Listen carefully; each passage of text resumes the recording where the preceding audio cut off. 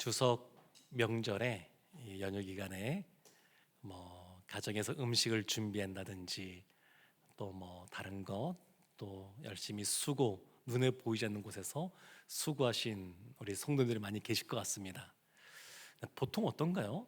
그렇게 무엇인가 음식도 준비하고 청소도 하고 이것저것 준비하고 하면 다른 사람들이 알아줍니까? 어떠세요? 사도 바울이 오늘 본문이 시작하는 1절 말씀에서 내가 얼마나 너희들을 위해서 힘쓰는지 그것에 대해서 얘기하고 있습니다. 그러니까 감옥에 갇혀 있으면서 로마에 갇혀 있으면서 골로새 교회 성도들에게 편지를 써보내고 있는 건데, 내가 비록 지금 감옥에 갇혀 있지만 너희들을 향해서 내가 얼마나 힘을 쓰고 있는지 그것을 지금 알려주고 있습니다. 그것이 1절 말씀에 나오는데, 우리 1절 말씀 우리 성경 있으신 분들 함께 우리 한 목소리로 합독하도록 하겠습니다. 내가 너희와 라오디게아에 있는 자들과 무릇 내 육신의 얼굴을 보지 못한 자들을 위하여 얼마나 힘쓰는지를 너희가 알기를 원하노니. 내가 사도 바울입니다. 내가 너희 골로새 교회에 있는 성도님들입니다. 너희와 또 그 옆에 있는 라오디게아. 이 라오디게아는 요한계시록에 보게 되면 참 부유한 사람들이었습니다. 그래서 스스로 부자라고 말하고 부유하다고 말하고 부족한 것이 없다 그렇게 말하던 사람들이 라오디게아 사람들이었습니다. 근데 그 당시에 예수님이 요한계시록 3장을 보면 뭐라고 책망하시냐면, 그렇지만 너희가 공고하고 가련하고 가난하고 눈 멀고 벌거벗은 것을 알지 못한다, 이런 책망을 하시면서 너희가 뜨겁지도 않고 차갑지도 않다, 이런 말씀을 하셨던 것이 라오디게아인데, 바울이 지금 골로새와 지금 라오디게아, 그리고 바울의 얼굴을 직접 보지 못했던 사람들을 위해서 얼마나 힘쓰는지를 너희가 알기를 원한다. 너희가 안다, 이 얘기를 하고 있습니다. 그러니까 바울이 얼마나 힘쓰는지, 그러니까 어찌 보면 바울은 굉장히 한 교회에, 개교회에 묶여 있는 사람이 아니었습니다. 우리가 다 그리스도 안에서 형제요 자매이기 때문에 한 번도 그가 골로새 교회에 가서 성도님들을 보지 못했거든요. 그곳에. 그리고 라오디게아 여기도 바울이 개척한 곳이 아닙니다. 이 교회, 그리고 얼굴을 한 번도 보지 못했던 그들을 위해서도 열심히 힘을 쏟고 있었습니다. 만난 적은 없지만 그들이 영적으로 성숙할 수 있도록, 그들이 영적으로 성장할 수 있도록 이 바울이 그래서 감옥에 있으면서도 서신서를 써보내고, 감옥에 있지만 그들을 위해서 기도하고 어떻게든지 그들을 성장시키기 위해서 애쓰고 노력하고 있습니다. 여기에서 이와 같이 하는 것들은 우리가 다 그리스도 안에서 한 교회라고 하는 것, 교회의 보편성을 이렇게 바울은 알고 있었기 때문에 우리가 예수 그리스도 안에서 다 형제요 자매라고 하는 것, 그런 생각하에서 우리 교회만 생각하는 것이 아니라 하나님의 교회, 그리스도의 교회, 이 교회를 생각하고 바울이 힘쓰고 있습니다. 여기서 얼마나 힘쓰는지 할 때 이 단어는 어떤 거냐면, 운동선수가 경기에 임할 때 얼마나 운동선수가 힘을 다해서 경기를 합니까? 그때 쓰는 단어입니다. 병사가 전쟁이 벌어졌는데 전쟁터에서 목숨을 걸고 싸우는 것, 이 단어가 그런 의미가 있습니다. 그러니까 바울이 운동선수가 힘에 지나도록 싸우듯이 병사가 목숨을 내어놓고 전쟁에 임하듯이 바울이 그와 같이 너희들을 위해서 얼마나 힘쓰는지 너희가 알기를 원한다, 이렇게 말을 하고 있습니다. 그러니까 바울이 왜 이렇게 말했을까? 뒤에 보면 2절에 보면 이것이 골로새 교회 성도님들이 아는 걸 통해서 마음에 그들 가운데 위안이 있기를 원하기 때문에 알기를 원했습니다. 생각해 보면 이 명절에 가족들을 만나니까 특별히 또 부모님을 생각하는 또 그러한 시기들 아니겠습니까? 그러니까 자녀들이 이미 크면 이제 또 본인이 결혼도 하고 자녀 키우면 그제서야 부모의 그런 사랑, 부모의 마음을 조금씩 더 알아갑니다. 그런데 철없는 자녀들은 그것을 나이가 들어도 몰라요. 부모가 나를 위해서 얼마나 수고했고 애써주고 있는지, 그걸 그 어린 때는 몰라요. 근데 그 자녀가 성장하면 그걸 알아야 될 때가 있습니다. 그걸 알면 부모가 그것을 알아줘서 고맙다, 그게 아니라 부모가 얼마나 애쓰고 수고했는 줄 알면 그 자녀가 철이 듭니다. 철이 들어요. 내가 인생을 이렇게 살면 안 되겠구나. 나를 위해서 부모가 그렇게 헌신하고 대가를 지불하고 그렇게 열심히 살아왔던 것을 알면 자녀가 철이 들어서 그냥 자기 원하는 대로 삶을 사는 것이 아니라 부모가 보기에도 기뻐하고 또 좋아할 만한 바람직한 삶을 살기 위해서 애씁니다. 바울이 그런 마음이 있는 겁니다. 내가 감옥에 있지만 너희들을 위해서 얼마나 힘쓰는지 알기를 원한다. 이 말은 내가 얼마나 열심히 하고 있는지 나를 좀 알아봐주고 나를 좀 칭찬해주고 이걸 말하는 것이 아니라 그것을 통해서 너희가 위안을 얻길 바라고 너희가 영적으로 바로 서기를 원한다. 그런 마음이 바울 가운데 있습니다.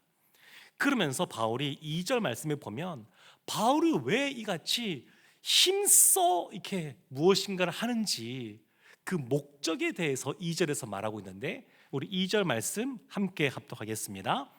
이는 그들로 마음의 위안을 받고 사랑 안에서 연합하여 확실한 이해의 모든 풍성함과 하나님의 비밀인 그리스도를 깨닫게 하려 함이니. 여기에서 세 가지 목적이 나옵니다. 첫 번째 목적은 위안을 받는 겁니다. 두 번째 목적은 연합하게 하는 것이고요. 세 번째는 깨닫게 하는 겁니다. 깨닫는 것은 두 가지로 나눠서 말해요. 하나는 확실한 이해의 모든 풍성함을 깨닫기를 원했고, 두 번째는 하나님의 비밀인 그리스도를 깨닫기를 원했습니다. 이렇게 하니까 어려운 것 같지만 사실 하나는 생각해보면 어려운 것이 없습니다. 먼저는 마음의 위안을 받기를 원합니다. 마음의 위안은 여기에선 단순히 어떤 감정적인 차원을 뛰어넘는 것입니다. 이 앞에도 나왔지만 바울이 진정한 위안은 예수 그리스도의 그러한 진리의 말씀, 그 진리가 위안이 된다는 것을 이야기하고 있습니다. 이것도 마찬가지입니다. 마음의 위안을 받는 건데 그냥 단순히 아유 너희들 너무 애쓰고 수고한다, 얼마나 힘드니, 이런 거에서 위안받는 것이 아니라 진리의 말로 인해서 위안을 받는 겁니다. 그러면 진리의 말로 위안을 받으려면 어떻게 해야 될까요? 먼저 진리를 알아야 되겠죠. 진리를 알아야 진리의 말씀으로 말미암아 위안을 얻을 것 아니겠습니까? 그래서 이 진리의 말씀을 아는 것이 또한 중요합니다. 그리고 나서 마음의 위안을 받는 것이 첫 번째 목적이고, 두 번째는 사랑 안에서 연합하는 겁니다. 사랑 안에서 연합하는 것. 사실 이 골로새 교회도 거짓 진리 때문에 여러 가지 문제들이 지금 생기고 있습니다. 이 거짓 진리가 뭐냐? 그것은 결국 보면 사람들로 하여금 내가 뭔가 새로운 걸 깨달았어, 그것 때문에 영적인 교만함이 그들 가운데 찾아오게 됩니다. 그것은 결국 사람들을 분열시키는 걸로 다가옵니다. 어제 오늘 이제 기사를 보니까 베트남에서 하나님 어머니 교회라고 거기는 얘기하더라고요. 베트남에서는 하나님 어머니 교회 그 이단이라는 것도 소개하고 하면서 그것 때문에 여러 가지 논란이 생기고 그것을 다단계적인 것이라고 베트남에서는 보고 있습니다. 그러니까 우리나라에 있는 이단들이 해외에 나가서도 지금 많이 여러 가지 어려움들을 주고 있는데, 근데 그것도 보게 되면 그거죠. 거짓된 진리 아니겠습니까? 하나님 어머니라는 표현. 하나님 어머니라는 표현. 그래서 그분들이 오면 처음 믿는 사람들에게 질문합니다. 성경에 하나님 어머니라는 표현이 있는 건 아십니까? 이렇게 묻습니다. 어떠세요? 있을까요? 그러면 갑자기 당황하게 됩니다. 있는가 없는가? 없거든요. 없는데 그렇게 질문을 하면서부터 나갑니다. 그러면서 이해하죠. 사람이 남자와 여자가 있는 것처럼 이러면서 얘기합니다.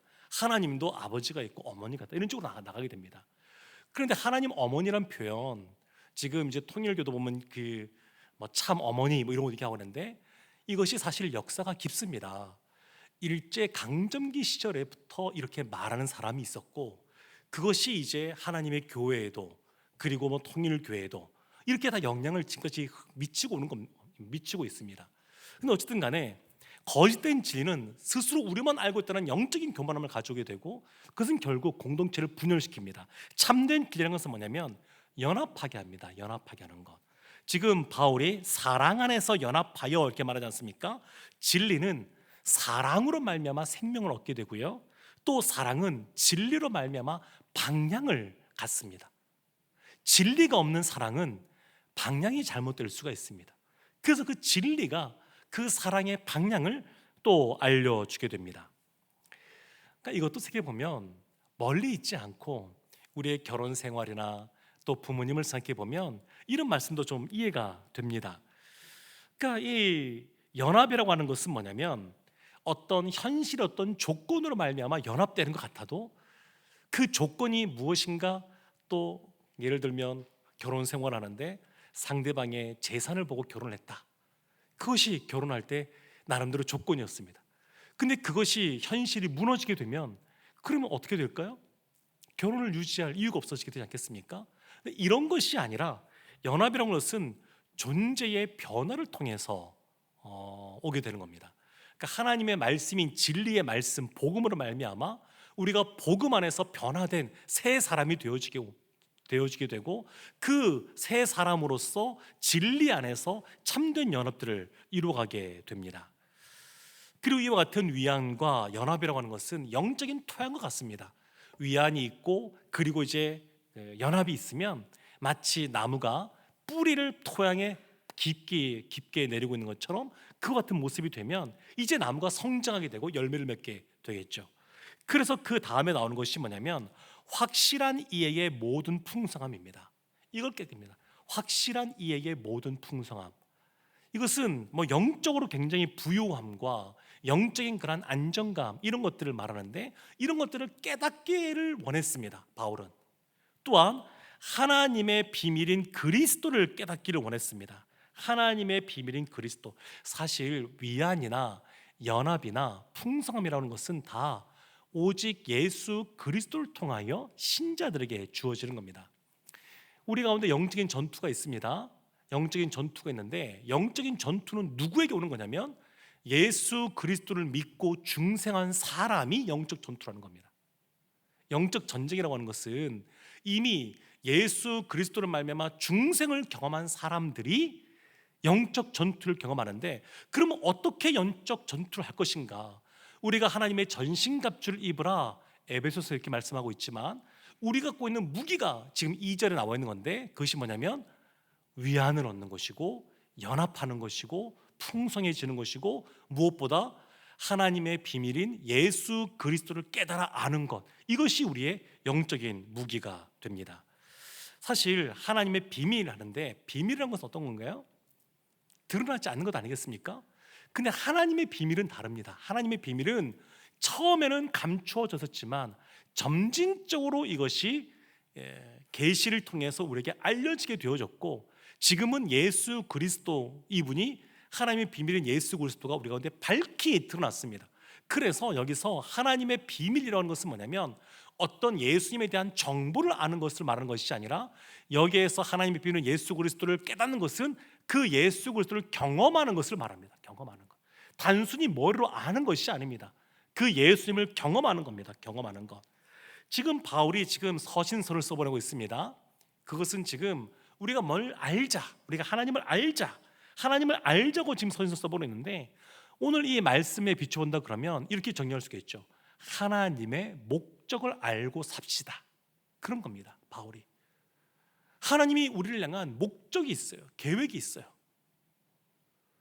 우리 인생 가운데 광야와 같은 시간들이 있지 않습니까? 뭐 없는 것 같아도 한 사람 한 사람 이야기를 들어보게 되면 다 광야와 같은 시간들이 있습니다. 그런데 왜 하나님의 자녀인 우리 가운데 이 같은 광야 같은 삶들이 찾아오는가? 근데 분명한 것이 있습니다. 하나님은 우리를 향한 계획이 있다는 겁니다. 우리 가운데 그 같은 광야 같은 시간들이 있지만 이것조차도 하나님의 그러한 계획 속에서 이것이 우리 가운데 왔다라고 하는 것, 이것은 분명합니다. 하나님의 그러한 목적이 나와 있는데, 그것이 오늘 본문 뒤에 보면 6절 말씀에 이런 말씀이 있습니다. 제가 6절 말씀 한번 읽어보겠습니다. 그러므로 너희가 그리스도 예수를 주로 받았으니 그 안에서 행하되. 그리스도 예수를 주로 받았다. 예수 그리스도가 우리의 주로 계시다라고 하는 것, 주인이라고 하는 것, 이것이 중요하고요. 그래서 우리가 예수 그리스도를 깨달아 안다고 하는 것은 뭐냐? 하나님의 비밀인 예수 그리스도를 알아 깨닫는 것은 뭐냐? 그것은 바로 그 안에서 행하는 것, 예수님 그분 안에서 사는 것, 그것이 바로 그분을 아는 것이다. 이렇게 바울이 지금 말하고 있는 겁니다. 광야, 그러면 어떤 것이 떠올려집니까? 광야, 고난이 떠올려지게 되죠. 고난을 상징하는, 비유하는 그런 표현이 광야입니다. 근데 광야는 그런 것만 있는 것이 아닙니다. 광야는 동시에 훈련이라는 이미지가 있습니다.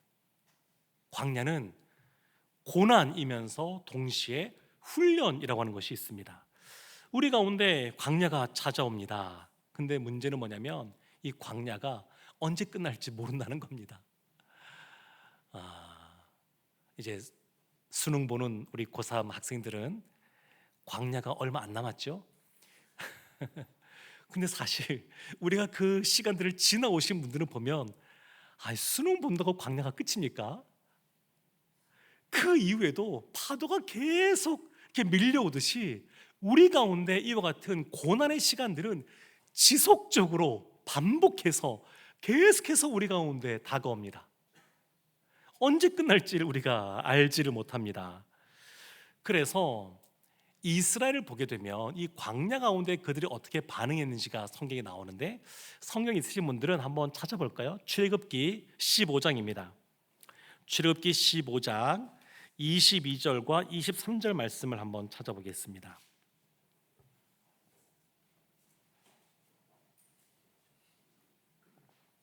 우리의 인생이 광야와 같다 그러는데 이스라엘의 광야에서 어떻게 반응했는지 출애굽기 15장 22절 23절 우리 한 목소리로 합독하겠습니다. 모세가 홍해에서 이스라엘을 인도하매 그들이 나와서 수르 광야로 들어가서 거기서 사흘 길을 걸었으나 물을 얻지 못하고 마라에 이르렀더니 그곳 물이 써서 마시지 못하겠으므로 그 이름을 마라라 하였더라. 물을 얻지 못했습니다. 광야는 어떤 곳이냐? 물이 없는 곳입니다. 목마름이 있는 곳이 광야입니다. 그리고 마라라고 하는 지역, 물이 나오긴 했는데 물이 씁니다. 광야는 어떤 곳이냐? 물이 없는 곳이고 물이 있어도 쓴물이 있는 곳이고, 그래서 우리 가운데 갈증과 목마름이 있는 곳, 그것이 광야라고 하는 것입니다. 사실 생각해 보십시오. 지금 이스라엘은 애굽에서 종살이 하다가 하나님이 그들을 애굽에서 나오게 하셨습니다. 홍해를 가르시고 하나님이 그 홍해를 지나게 하셨습니다. 그리고 그들 가운데 명확하게 내가 너희 조상 아브라함에게 약속한 땅, 그 땅이 가나안 땅이라고 분명히 알려주시고 약속해 주셨습니다.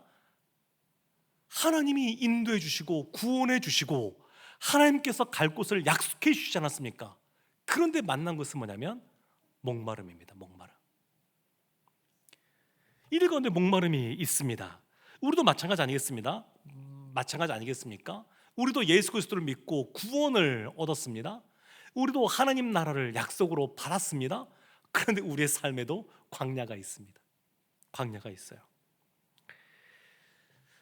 그 광야에서는 목이 마르고 물을 좀 마셔도 다시 목마르고 그런 곳이 광야입니다. 뿐만 아니라 16장 출애굽기 16장 3절 말씀을 제가 한번 보겠습니다.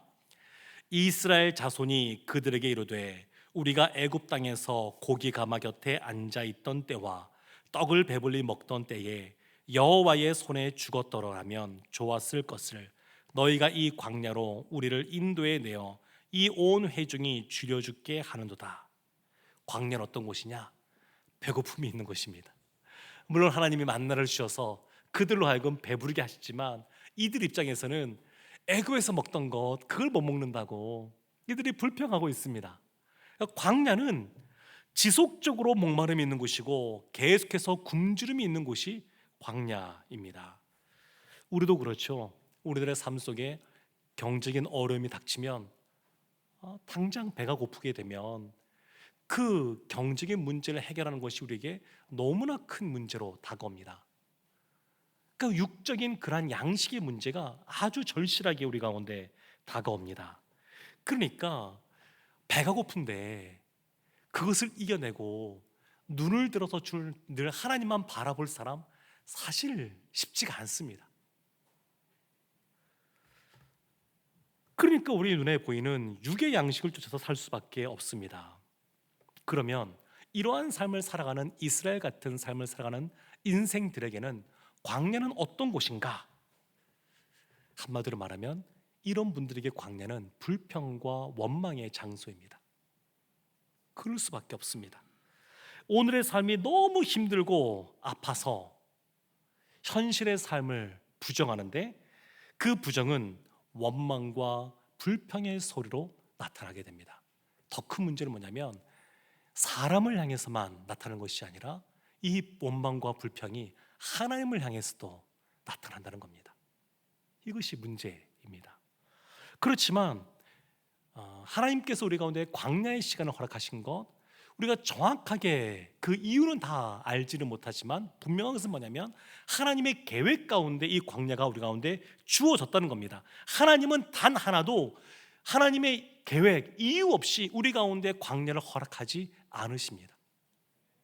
지금 현재 우리가 다 알지는 못해도 우리를 향한 하나님의 계획이 있으십니다.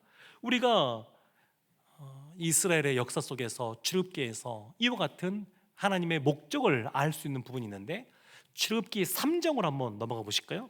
출애굽기 3장 7절과 8절 말씀 한번 보겠습니다. 출애굽기 3장 7절과 8절 찾으신 분들은 우리 함께 합독하도록 하겠습니다.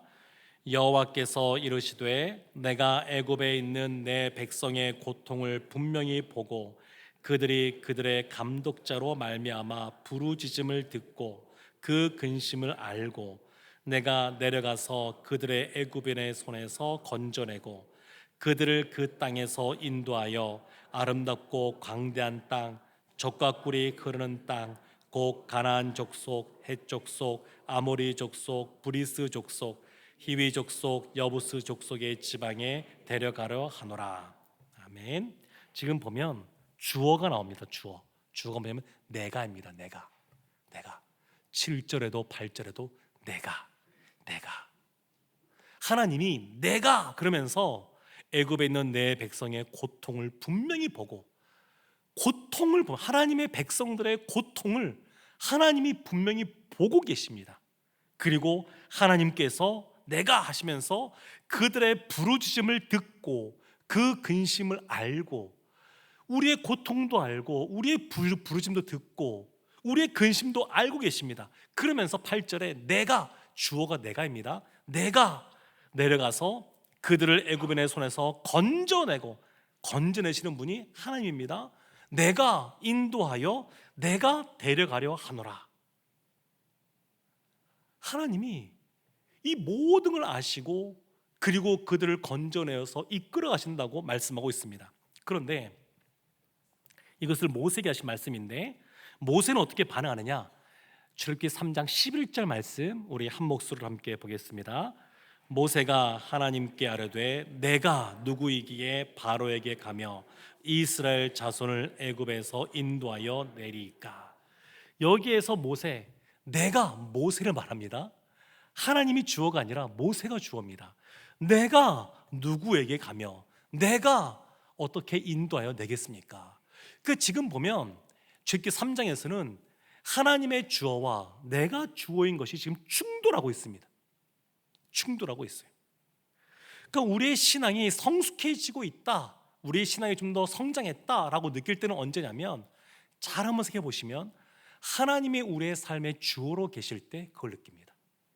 한 사람의 개인도 그렇고 교회 공동체도 그렇습니다. 언제 우리가 성장했다라고 느끼냐면 하나님이 우리의 주어로 계신 것을 경험할 때 우리가 성장했다라고 느낍니다. 거꾸로 우리의 신앙이 정체되었거나 침체되고 있다라고 느껴질 때 그러면 이런 질문을 던져봐야 됩니다. 내 삶의 주인은 누군가? 분명합니다. 하나님이 주인이 아니라 내가 주인으로 있을 때 우리의 신앙의 정체와 침체가 찾아오게 됩니다. 하나님은 우리에게 염려하지 말라는 말씀을 참 성경 전체에서 반복해서 우리에게 강조하고 있습니다. 그러면 염려한다는 것은 뭘까요? 우리는 미래도 알지 못하는데 그 미래의 문제를 내가 어떤 방식으로 해결하려고 할 때 근심과 걱정과 염려가 찾아오게 됩니다. 그러니까 염려라고 하는 것, 그것은 하나님이 주어가 되는 나의 삶인가 아니면 내가 주어가 되는 나의 삶인가, 이거에 대한 충돌이라고 할 수 있습니다. 사랑하는 성도 여러분, 하나님이 주어가 되는 인생, 하나님이 주어가 되는 교회, 그런 교회가 되기를 원합니다. 참 우리의 삶 속엔 근심도 있고 염려도 있고 걱정도 있고 두려움도 있고 불평도 있고 원망도 있고 이런 것들이 있습니다. 이것을 어떤 식으로 표현할 수 있냐면 주님보다 내가 더 앞서가는 모습이라고 말할 수 있습니다. 내가 먼저 앞서가는 거예요. 미리 염려하는 거예요. 저희 아들이 고3이라서 더 늘 생각이 납니다만 이제 수능이 35일쯤 남았거든요. 제가 너무 잘 알고 있죠. 근데 염려할 필요가 없어요. 그 이후에 어떻게 될지 염려할 필요가 없어요. 하루하루 주어진 삶을 하나님 앞에서 성실하게 살아가면 됩니다. 우리 청년들도 마찬가지죠. 이제 대학을 졸업하게 되면 어떻게 취직을 하게 될까, 이런 염려 너무 할 필요 없어요. 하나님 앞에서 오늘 하루하루를 나에게 주어진 일들을 성실하게 행하는 그러한 태도를 갖고 있으면, 그러면 하나님께서 그 인생 책임져 주십니다. 광야의 시간이 이것을 훈련하는 시간입니다. 어려움이 있을 때마다 이것을 훈련하는 거예요. 그러면서 하나님보다 앞서가지 않고 앞서가시는 주님을 따라가는 삶, 그런 것을 배우는 것이 광야입니다. 그래서 그들에게 눈에 보여준 것이 뭐냐면, 낮에는 구름 기둥으로 밤에는 불 기둥으로 그들 가운데 보여주면서 낮에 아침에 구름 기둥이 떠올라야지만 그들이 짐을 싸게 하셨습니다. 어떤 때는 하루 만에 짐을 싸게 됐지만 어떤 때는 1년 동안, 1년이 지나도 구름 기둥이 꿈쩍하지 않고 머물러 있기도 했었습니다. 그러면 1년 안에 머물러 있는 거예요.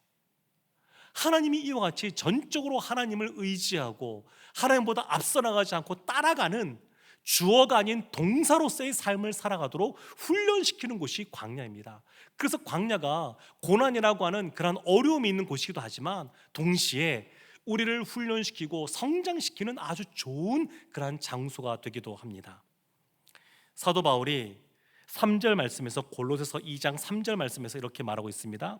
그 안에는, 예수 그리스도 안에는 지혜와 지식의 모든 보화가 감추어져 있느니라. 지혜와 지식의 모든 보화, 이것이 다 영적인 무기들입니다. 그러니까 우리가 구원에 이르는 그러한 지혜, 예수 그리스도 안에 있습니다.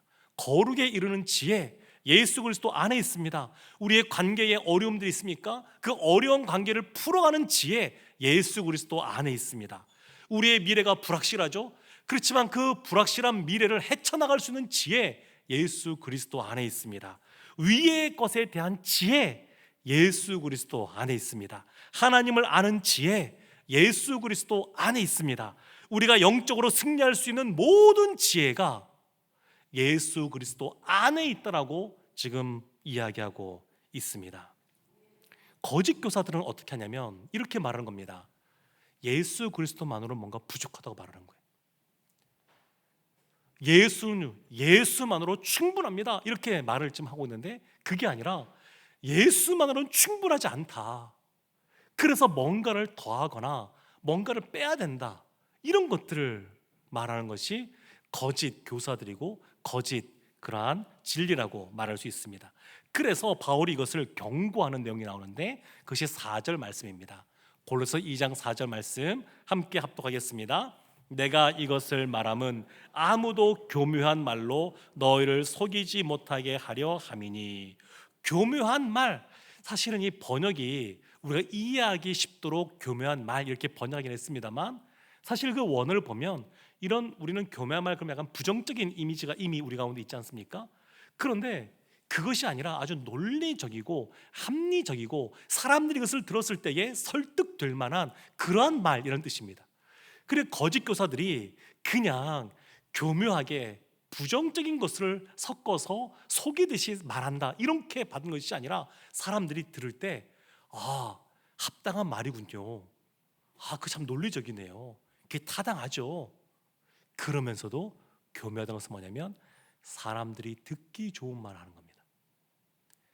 그러니까 예수 그리스도만은 충분하지 않다는 것은 뭐냐면 진리의 파편을 가지고 있는 겁니다. 누군가를 속일 때 그냥 100% 거짓된 것을 말한다고 속일 수 있는 것이 아니라 참된 것과 거짓된 것을 섞어서 말할 때 효과적이라 그러는데 지금 이들이 그와 같이 하는 겁니다. 진리의 파편을 가지고 사람들이 듣기 좋은 말, 사람들은 듣고 싶은 말을 듣잖아요. 그러니까 사람들이 듣고 싶어하는 말, 그 말을 그들이 듣기에 아주 합리적이고 타당한 말로 듣게끔 하는 겁니다. 그게 교묘한 말입니다. 교묘한 말. 그래서 그것을 경고하고 있으면서 동시에 격려하는데 그 말씀이 5절 말씀에 나옵니다. 우리 5절 말씀 함께 합독하겠습니다. 이는 내가 육신으로는 떠나 있으나 심령으로는 너희와 함께 있어 너희가 질서 있게 행함과 그리스도를 믿는 너희 믿음이 굳건한 것을 기쁘게 봄이라. 아멘. 떠나 있지만 심령으로 너희와 함께 있다. 그래서 내가 너희 때문에 기쁜데 두 가지 일을 말합니다. 하나는 질서, 너희 가운데 질서가 있다. 그것이 나의 기쁨이다. 이렇게 말하고 또 하나는 너희 가운데 굳건함이 있다. 굳건한 믿음. 그 굳건한 것 때문에 내 마음에 기쁨이 있다. 이렇게 이야기하고 있습니다. 사랑하는 성도 여러분, 지금 바울은 골로새 교회에 여러 가지 흔들릴 수 있는 그러한 교묘한 말로 말면 흔들릴 수 있는 그러한 상황 속에서 다시 한 번 더 그들에게 경각심을 깨워주고 그리고 무엇보다 예수 그리스도 하나님을 아는 그 비밀 감춰졌지만 지금은 드러난 그 예수 그리스도를 정말로 경험하는 것이 그들의 영적 전투에서 가장 중요한 것이다. 이것을 말하고 있습니다.